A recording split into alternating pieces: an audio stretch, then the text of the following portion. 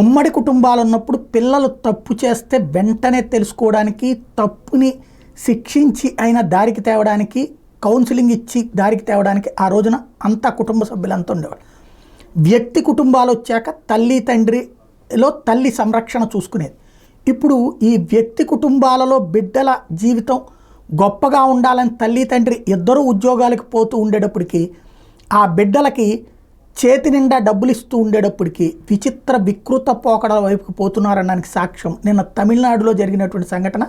ఒకడు 17 ఏళ్ళోడు ఇంకో 16 ఏళ్ళ అమ్మాయిని లవ్ చేసి, అది వాళ్ళు వద్దన్నందుకు గాను ఆ ఇంటికి వరుసనే జొమాటోలు, అమెజాను, స్విగ్గీలు వీటితో ఆర్డర్ల మీద ఆర్డర్లు ఇచ్చి వేధించడం, అట్లాగే ఓలాలు ఇట్లాంటివన్నీ పదే బుక్ చేయడం లాంటి కథ నడిచింది. అది ఒక దుర్మార్గం అనుకుంటే, ఇప్పుడు మరొక అంశం వెలుగులోకి వచ్చింది. ఏంటంటే అంటే ఇది ఏలూరు దగ్గర జరిగినటువంటిది.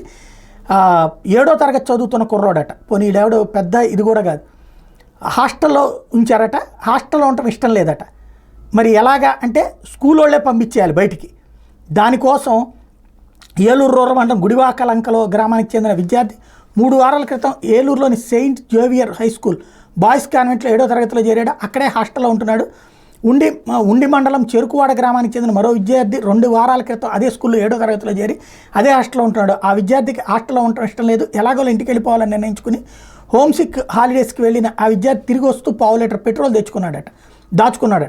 బుధవారం తెల్లవారుజామున హాస్టల్లో నిద్రిస్తున్నటువంటి గుడివాకలంక గ్రామానికి చెందిన విద్యార్థి మీద దాని చెల్లి నిప్పంటించాడు. ఆ విద్యార్థి కేకలు వేయడంతో హాస్టల్ సిబ్బంది అప్రమత్తమై మిషనరీ ఆసుపత్రికి తరలించారు. బాధిత బాలుడి తండ్రికి వార్డెన్ ఫోన్ చేసి పిలిపించారు. మీ అబ్బాయి ఇంటి మీద బెంగ పెట్టుకున్నాడని చెప్పడంతో ఆయన బుధవారం సాయంత్రం అక్కడికి చేరుకున్నారు. ఇంత జరిగితే తమకు మాట మాత్రమే చెప్పలేదా అంటే, వాళ్ళ పిల్లోడు ఎట్ట తయారయ్యాడు ఇప్పుడు అన్నటువంటి, అంటే పిల్లల్లో క్రూరత్వం పాలు పెరుగుతూ ఉండడం అన్నది ప్రమాదకరమైన అంశం.